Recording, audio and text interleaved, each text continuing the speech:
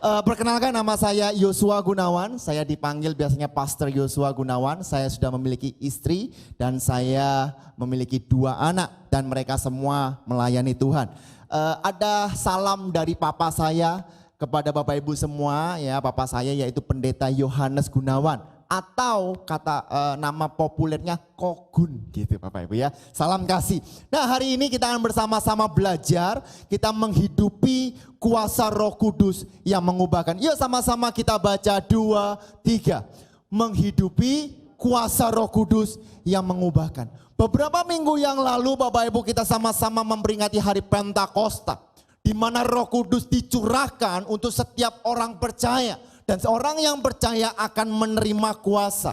Nah, saya yakin Bapak Ibu juga pernah mendengarkan firman Tuhan, karena ini adalah sejarah pada saat Yesus mati, dia dikuburkan. Pada hari yang ketiga ia bangkit Bapak Ibu. Lalu ia menampakkan diri, 40 hari kemudian ia naik ke surga. Setelah naik ke surga ada sebuah pesan yang luar biasa kepada murid-muridnya. Tetaplah di Yerusalem, karena aku akan memberikan engkau seorang penolong 10 hari kemudian, yaitu hari Pentakosta. Yaitu hari di mana Roh Kudus dicurahkan dalam kehidupan kita. Mari sama-sama kita baca Kisah Para Rasul 1 ayat yang ke-8.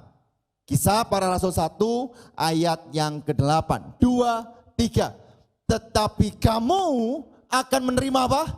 Kuasa kalau Roh Kudus turun ke atas kamu. Perhatikan baik-baik Bapak Ibu, ada 2 kata yang sebenarnya menjanggal dalam Kisah Para Rasul 1 ayat 8. Yang pertama adalah kata akan, berarti belum digenapi. Tetapi kamu akan, berarti sudah terima atau belum? Belum. Karena kalau sudah berarti tetapi kamu sudah menerima atau telah menerima. Tetapi di sini ditulis akan menerima kuasa. Dan bagaimana kuasa itu kita terima? Kalau, sama-sama katakan kalau. Ya, berarti Roh Kudus pada saat itu belum dicurahkan kepada semua orang percaya. Tetapi kita mengucap syukur kepada Tuhan karena Kisah Para Rasul 2 ayat yang ke-4 mengatakan, maka penuhlah mereka pada saat di loteng atas di Yerusalem. Mereka berdoa, mereka bersekutu sesuai dengan apa yang Tuhan inginkan. Lalu akhirnya mereka penuh dengan Roh Kudus. Lalu mereka mulai berkata-kata dalam bahasa-bahasa lain. Artinya apa Bapak Ibu? Bahwa itu bukan lagi akan, tapi Bapak Ibu semuanya sudah menerima. Sama-sama katakan sudah menerima. Sudah menerima apa? Kuasa. Nah, kuasa ini apa sih Bapak Ibu dalam Tuhan? Kata kuasa diambil dari kata dunamis. Ya, atau dinamos. Dunamis adalah sebuah kekuatan atau ledakan. Nah, kata dinamit asal katanya juga dunamis. Tetapi kalau kita pelajari arti kata dunamis itu apa? Selain kuasa ada mujizat. Siapa yang mau mujizat di tempat ini? Lambaikan tangan. Dah, yang gak angkat tangan gak perlu mujizat. Luar biasa, karena mujizat Tuhan ada dalam orang percaya. Yang percaya katakan amin. Lalu yang kedua apa? Kekuatan. Loh Bapak Ibu, kalau kita hari ini ada di tengah pandemi, percayalah itu semua kekuatan daripada Tuhan.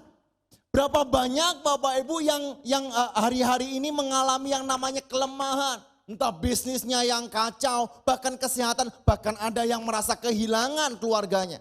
Tapi kalau hari ini kita ada, berarti tugas kita belum selesai. Dan kita masih diberikan kekuatan oleh Tuhan. Yang percaya katakan amin. Nah, lalu apalagi ada kemampuan, ada power, ada kesanggupan. Bahkan ada perbuatan ajaib. Bapak Ibu, kalau kita melihat ada hamba-hamba Tuhan yang melakukan mujizat. Percayalah itu bukan kuasa pendeta itu. Tapi itu semua karena kuasa Roh Kudus yang bekerja lewat hamba Tuhan itu. Yang percaya katakan amin. Lalu apalagi? Kelimpahan. Karena itu kata Kisah Para Rasul 1 ayat 8 saya akan tambahkan penekanannya. Ya, kata akan saya kasih kurung sudah. Jadi kita sama-sama katakan sudah. Menerima kuasa karena, sama-sama katakan karena. Ya, sama-sama kita baca 2, 3. Tetapi kamu sudah menerima kuasa karena Roh Kudus turun ke atas kamu. Ayo Bapak Ibu dalam Tuhan, lihat kanan kiri, katakan kamu sudah menerima kuasa. Katakan seperti itu. Haleluya. Nah, pertanyaannya begini Bapak Ibu, apa sih yang harus kita lakukan supaya kehidupan kita penuh dengan Roh Kudus? Kita mencontoh, kita melihat daripada murid-murid Yesus. Siapkan catatan Bapak Ibu, karena saya yakin Firman Tuhan ini akan memberkati setiap kita semua. Apa yang harus kita lakukan? Nah, kitab Kisah Para Rasul ini adalah lanjutan dari kitab Lukas. Kisah Para Rasul ditulis oleh Lukas sendiri, Bapak Ibu. Nah, kalau Bapak Ibu baca dalam Lukas 24, ya, perikop pertama mengenai kematian Yesus, di mana di mana para wanita mendatangi kubur Yesus. Lalu perikop kedua yaitu bagaimana Yesus menampakkan diri pada saat perjalanan di Emmaus. Ya, perikop yang ketiga yaitu bagaimana Yesus menampakkan diri kembali kepada semua muridnya. Perikop keempat mengenai kenaikan Yesus. Langsung dilanjutkan dalam Kisah Para Rasul 1. Jadi apa sih yang sebenarnya murid-murid lakukan supaya ia menerima Roh Kudus? Yuk kita belajar sama-sama. Yang pertama yaitu memegang janji Tuhan. Sama-sama kita katakan 2, 3. Memegang janji Tuhan. Lukas 24 ayat 6-8. Pada saat wanita-wanita termasuk Maria mendatangi kubur Yesus. Ya, batu sudah terguling dan tubuh Yesus tidak ada di sana. Lalu apa yang dikatakan? Ia tidak ada di sini. Ini malaikat Tuhan. Ia telah bangkit. Ingatlah apa yang dikatakannya kepadamu ketika ia masih di Galilea. Yaitu bahwa anak manusia harus diserahkan ke tangan orang-orang berdosa dan disalibkan. Dan akan bangkit pada hari yang ketiga. Saya suka ayat 8 mengatakan, maka teringatlah mereka akan perkataan ini. Bayangkan Bapak Ibu, mereka sudah ikut Yesus berapa lama. Mereka sudah melihat Yesus mujizat-mujizat yang besar. Tetapi di saat Yesus mati, apa yang terjadi? Sebuah kekecewaan, sebuah keputusasaan terjadi. Tetapi Bapak Ibu, ya, Tuhan berkata, malaikat Tuhan berkata, apakah engkau lupa apa yang dikatakannya di Galilea? Ya, setelah itu mereka teringat. Saya mau tanya kepada Bapak Ibu semuanya, di tengah kondisi COVID seperti ini, apakah engkau masih memegang janji Tuhan yang luar biasa? Apakah kita masih memegang? Apakah kita masih percaya akan kelahirannya? Apakah kita masih percaya akan kematiannya? Apakah kita masih percaya kepada kebangkitannya? Apakah kita masih percaya kepada kenaikannya?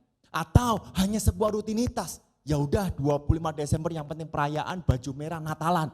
Ya, yang penting ya kan nanti ada Jumat Agung, ya kita memperingati nanti hari situ minggunya Paskah. Atau benar-benar kita mengalami yang namanya kelahiran, kematian, kebangkitan dan kenaikannya. Kelahirannya membuktikan betapa besar cinta Tuhan dalam kehidupan kita. Kematiannya membuktikan bagaimana dosa kita telah ditebus oleh Dia. Kebangkitannya menceritakan bagaimana Tuhan telah mengalahkan maut. Dan kenaikannya ke surga membuktikan bahwa Tuhan senantiasa memberkati kita. Dan Tuhan memberikan Roh Kudusnya dalam kita. Bukan untuk supaya kita hanya tenang. Tapi menjadi seorang penolong. Pribadi yang memimpin kehidupan kita. Sehingga apa saja yang kita lakukan, apa saja yang kita ucapkan, semuanya berasal daripada Tuhan. Yang percaya katakan amin. Yang percaya katakan yes. Nah Bapak Ibu ingat ada kisah dalam Alkitab dalam Kejadian, yaitu kisah mengenai Abraham Bapak Ibu atau Abram. Kejadian 12 ayat 1-3. Yuk kita renungkan ini Bapak Ibu.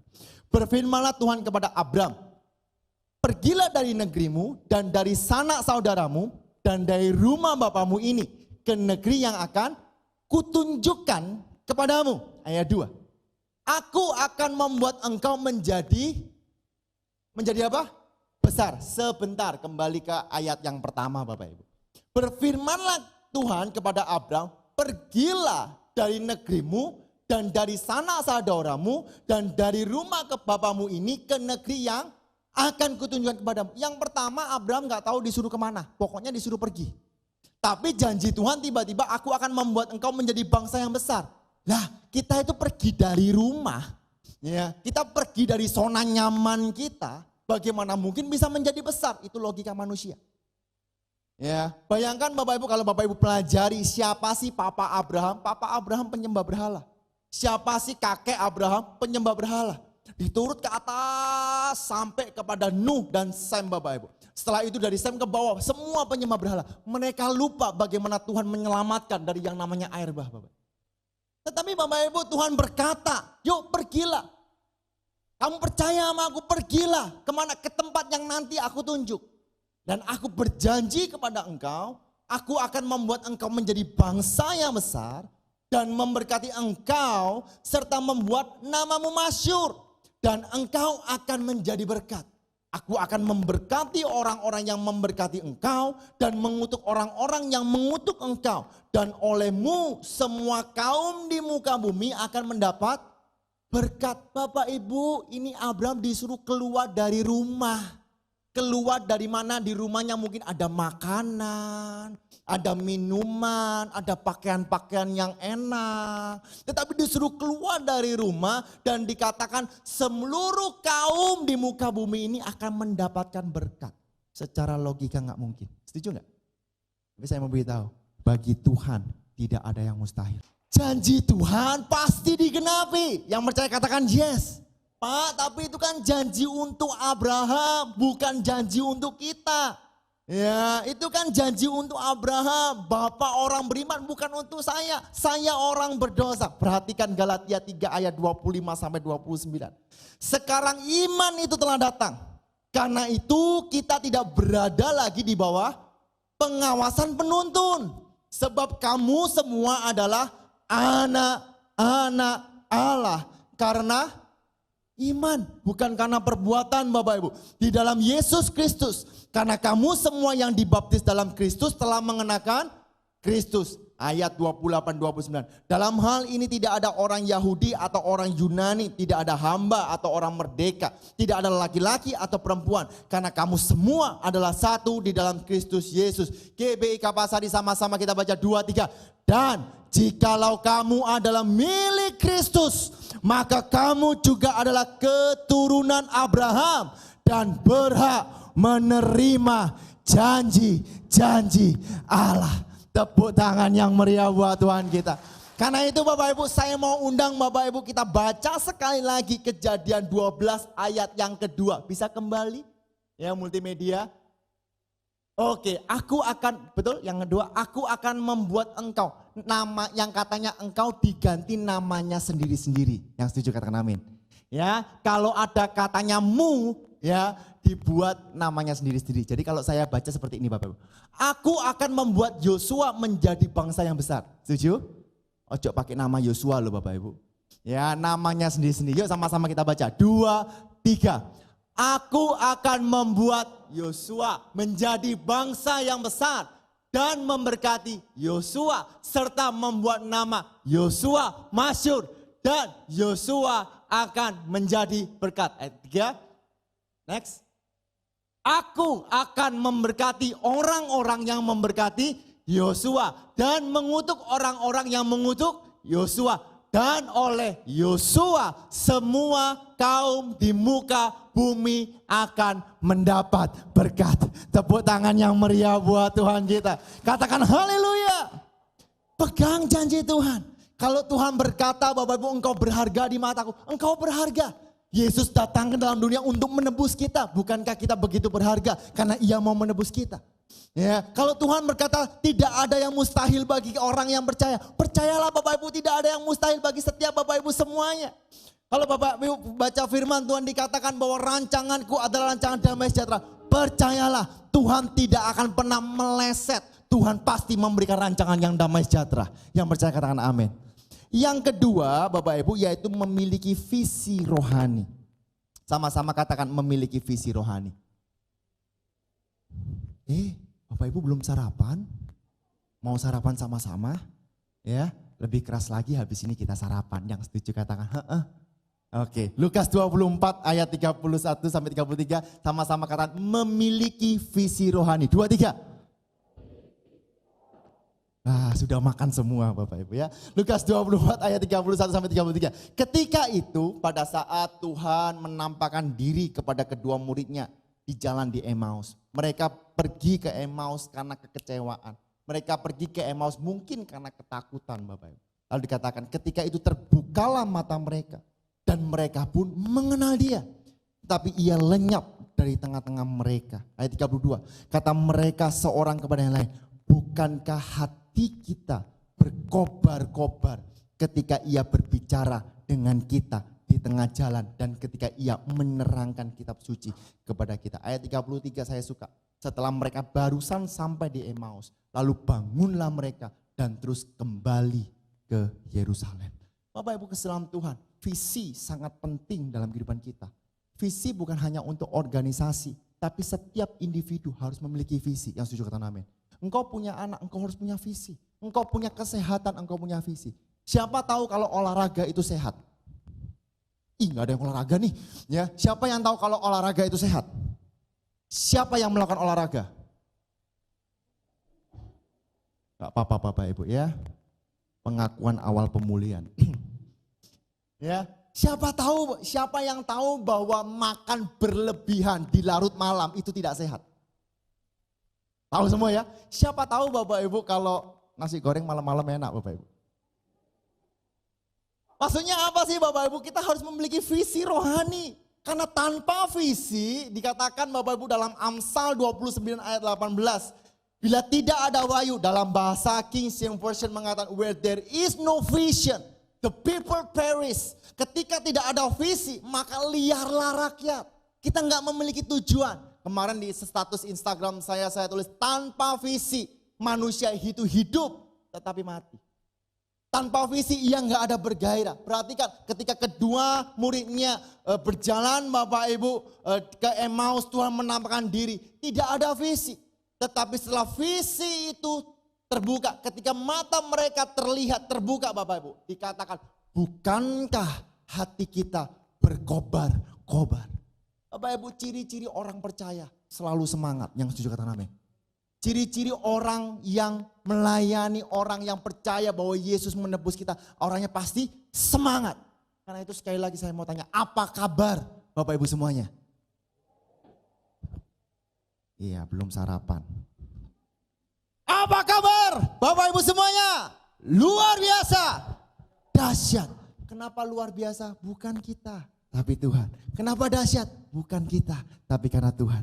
Karena Tuhan sudah memberkati setiap kita semua. Tuhan sudah menebus setiap kita semua. Karena itu kedahsyatan dan keluar biasaan hanya milik Tuhan. Yang percaya berikan sorak-sorai yang meriah buat Tuhan kita.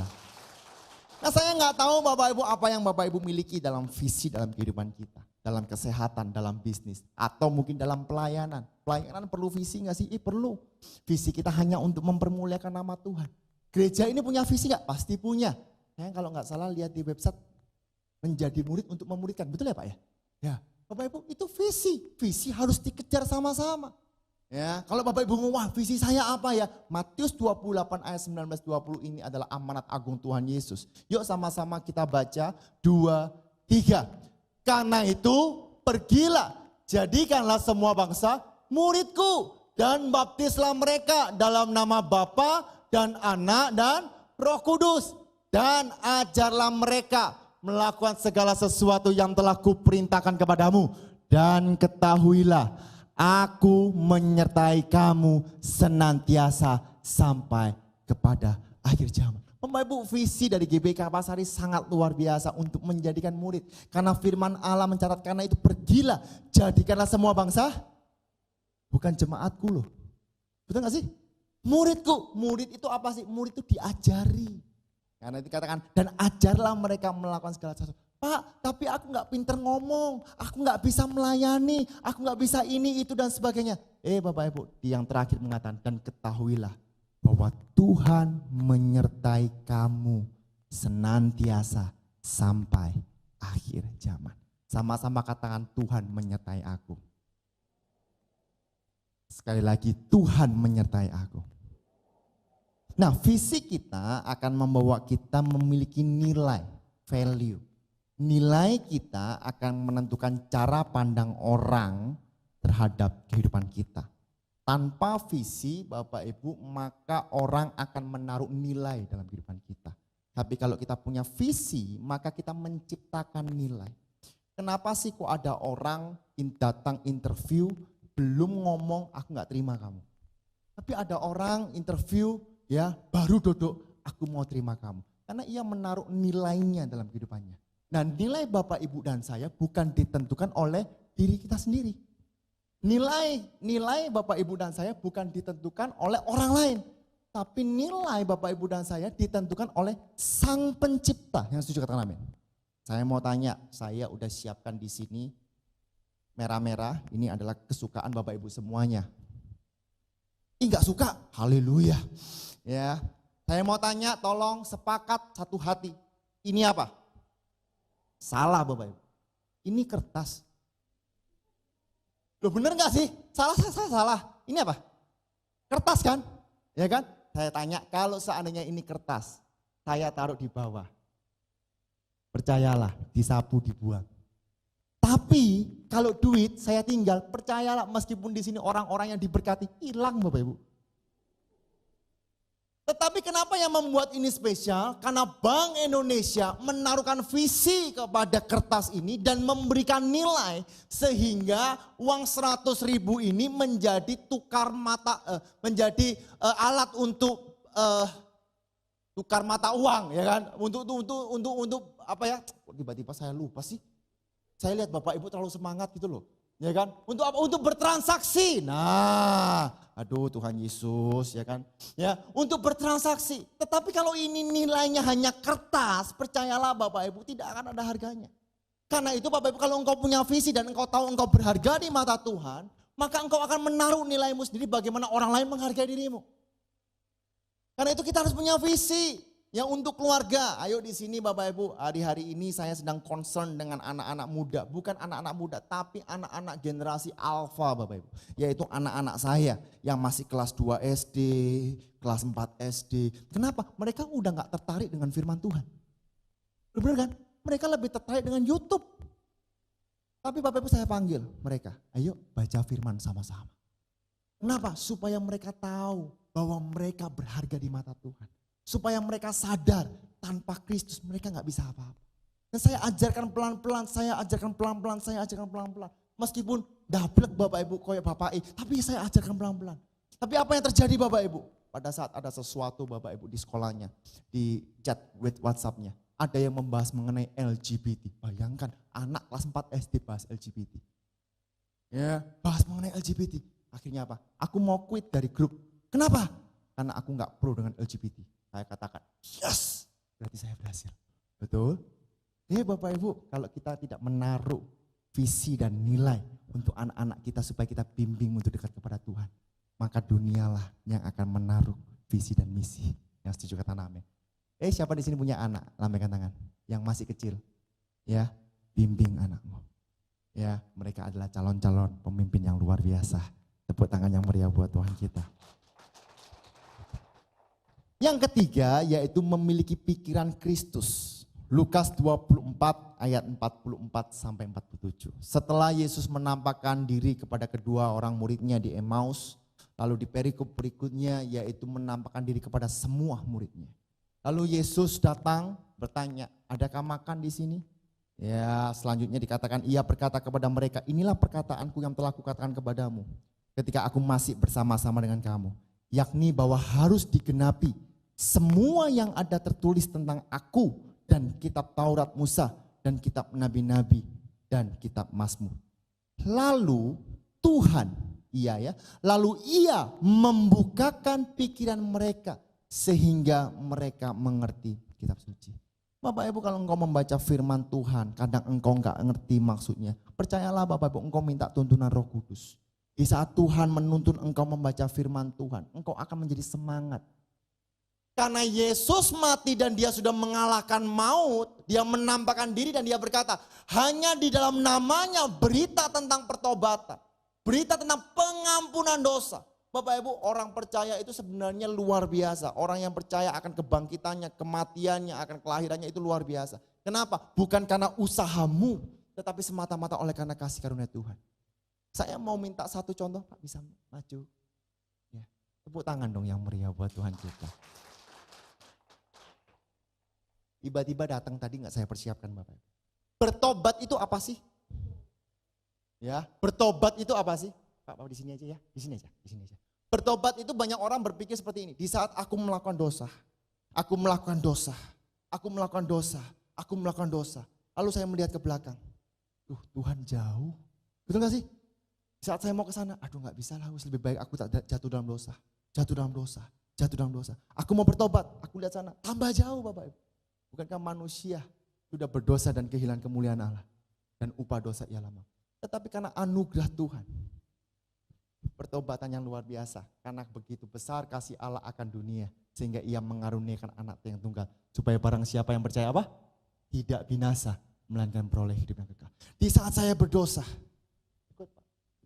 di saat saya berdosa, di saat saya berdosa, di saat saya berdosa, pertobatan, saya melihat, lah Tuhan sudah siapkan. Lalu bagaimana? Aku hanya perlu menyerahkan, Pak, Tuhan pimpin saya. Putar Pak. Ya. Nah, terserah mau jalan kemana saya ikut. Yuk, jangan pulang Pak ya, belum selesai. Terima kasih Pak, tepuk tangan yang meriah buat Tuhan. Bapak Ibu ngerti gak maksudnya? Paham gak ya maksudnya saya ya? Ya, jadi bukan bertobat bukan berarti, waduh aku mau bertobat, aduh susah sekali, aduh aku harus, aduh Tuhan terasa jauh. No Bapak Ibu, Tuhan selalu dekat kepada kita. Hanya kita perlu memiliki iman dan percaya kepada Tuhan. Maka kehidupan kita, setiap langkah kita akan Tuhan pimpin. Yang percaya beri tepuk tangan yang meriah buat Tuhan kita. Efesus 2 ayat yang ke-8. Ya sama-sama kita baca Efesus 2 ayat yang ke-8. 2, 3. Sebab karena kasih karunia kamu diselamatkan oleh iman. Itu bukan hasil usahamu, tetapi pemberian Allah. Bapak Ibu, saya sering Bapak Ibu ajarkan kepada teman-teman saya, Bapak Ibu, engkau ke gereja bukan supaya engkau diberkati. Engkau ke gereja karena Tuhan terlebih dahulu memberkati setiap kita. Yang percaya katakan amin. Engkau melayani Tuhan sebagai pemain musik, worship leader, bukan supaya engkau diberkati, bukan supaya engkau diselamatkan. No, Tuhan sudah berkati dan Tuhan sudah selamatkan. Karena itu kita mengucap syukur kepada Tuhan. Kita membaca firman bukan supaya kita tiba-tiba pintar mengerti, bukan. Tapi kita membaca firman supaya kita mengerti apa maksud Allah dalam kehidupan kita. Yang setuju katakan amin. Yang percaya katakan yes. Karena itu Bapak Ibu dalam Tuhan, kita diselamatkan itu semata-mata karena kasih karunia Tuhan. Kolose 3 ayat 3 mengatakan, pikirkanlah perkara yang di atas, bukan yang di bumi. Pikiran Kristus adalah pikiran yang di atas, pikiran kekekalan. Kita manusia bisa apa Bapak Ibu? Bayangkan Bapak Ibu ya, pandemi ini membuktikan sehebat apapun manusia. Engkau olahraga sampai bendol semua, six pack Bapak Ibu. Kena virus yang gak kelihatan, tiba-tiba seluruh jalanan sepi, betul? Betapa rapuhnya manusia. Bukankah ini adalah menyadarkan kita bahwa kita manusia tidak bisa apa-apa tanpa anugerah Tuhan. Yang setuju kata amin. Karena itu saya ada quotes Bapak Ibu yang saya pakai dan ajarkan terus menerus. Ya, katakan apa yang Tuhan katakan. Jangan katakan apa yang Tuhan tidak katakan. Pikirkan apa yang Tuhan pikirkan. Jangan pikirkan apa yang Tuhan tidak. Ya sama-sama baca ya, pemain musik bisa maju ke depan. 2, 3. Katakan apa yang Tuhan katakan. Jangan katakan apa yang Tuhan tidak katakan. Pikirkan apa yang Tuhan pikirkan. Jangan pikirkan apa yang Tuhan tidak pikirkan. Katakan tentang kesehatanmu seperti apa yang Tuhan katakan tentang kesehatanmu. Jangan katakan tentang kesehatanmu seperti apa yang Tuhan tidak katakan tentang kesehatanmu. Pikirkan tentang usahamu, apa yang Tuhan pikirkan tentang usahamu. Jangan pikirkan usahamu tentang apa yang Tuhan tidak pikirkan tentang usahamu. Jadi kita harus fokus kepada firman Tuhan. Hal yang keempat Bapak Ibu yaitu bertekun dalam doa. Kalau engkau mau penuh dengan Roh Kudus, selain engkau memegang janji Tuhan, engkau memiliki visi rohani, engkau memiliki pikiran Kristus, tidak ada yang lain selain engkau bertekun di dalam doa. Di saat Tuhan naik ke sorga, dikatakan engkau harus ke Yerusalem. Lalu apa yang dilakukan di dalam loteng atas Yerusalem?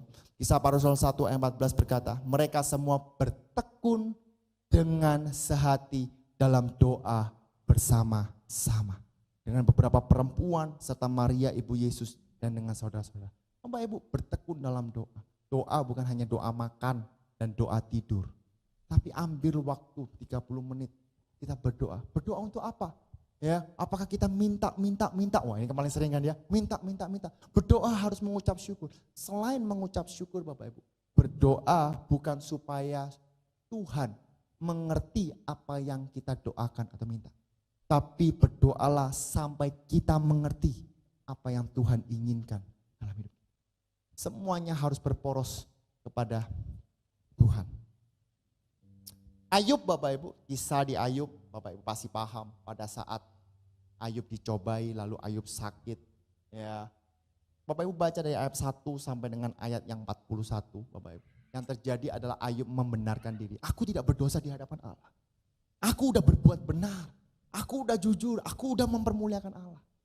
Tetapi cobaan itu gak berlalu. Sampai Ayub 42 ayat 5 sampai 6 ini keluar Bapak Ibu. Hanya dari kata orang saja aku mendengar tentang Engkau. Tetapi sekarang mataku sendiri memandang Engkau.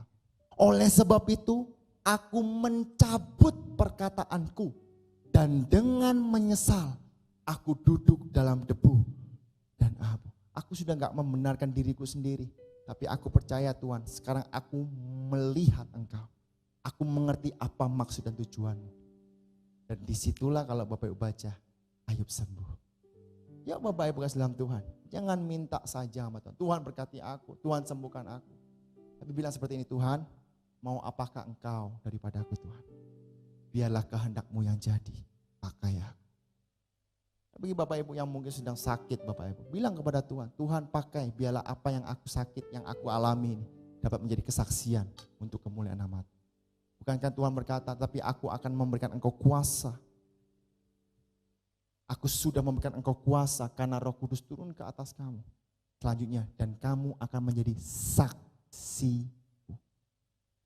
Yerusalem, seluruh Yudea, Samaria, sampai ke ujung bumi. Bukankah tugas kita untuk memberitakan firman Tuhan? Hari-hari ini Bapak Ibu banyak orang ketakutan, termasuk orang Kristen. Saya punya Bapak Ibu jemaat yang sampai detik ini tidak mau keluar kemana-mana, bahkan tidak pernah vaksin sama sekali. Takut minta ampun. Saya mau beritahu Bapak Ibu, tugas kita adalah untuk menyampaikan kabar baik.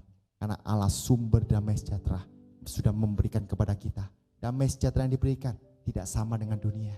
Damai sejahteranya adalah damai sejahtera yang menuju kekekalan. Beri tepuk tangan yang meriah buat Tuhan kita.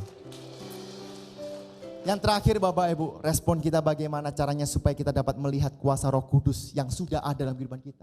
Setiap kita sudah memiliki kuasa Roh Kudus. Lalu bagaimana supaya kita dapat menyaksikan? Saya suka kisah para rasul 2 ayat 14 berkata, maka bangkitlah Petrus berdiri dengan ke-11 rasul itu. Dan dengan suara nyaring ia berkata kepada mereka. Maksudnya apa sih? Berdiri, waktunya take action. Waktunya untuk bertindak. Untuk apa? Untuk menyampaikan firman. Pak, aku belum ahli Pak untuk teologi. Aku belum ahli untuk baca firman. Mulailah dari apa yang ada padamu. Di saat engkau mulai menyampaikan, Tuhan itu baik loh. Ya, Tuhan itu baik. Kita ini siapa? Bayangkan loh pandemi segini besar. Tapi kita kalau masih diberikan kesehatan, itu semua karena anugerah Tuhan. Cukup Bapak Ibu. Dan di saat engkau memberitakan firman Tuhan, nama Tuhan dipermuliakan. Di saat engkau menyampaikan firman Tuhan, kuasa Tuhan bekerja. Biarlah Roh Kudus memimpin engkau, memimpin setiap perkataan engkau. Dan engkau akan melihat kuasa Roh Kudus yang dahsyat dalam kehidupan kita. Dan saya berdoa, seluruh jemaat GBI Kapasari bukan hanya mendengarkan firman Tuhan, tapi menjadi pelaku firman Tuhan. Kau percaya kepada janji Tuhan, engkau memiliki visi rohani karena Tuhan sudah menaruh visi dalam kehidupanmu. Bukan hanya itu saja, tapi memperbarui pikiranmu dan engkau tekun berdoa dan engkau lihat penuaian besar terjadi dan nama Tuhan dipermuliakan. Tuhan Yesus memberkati. Mari kita beri tepuk tangan yang meriah buat Tuhan kita. Mari kita bangkit berdiri.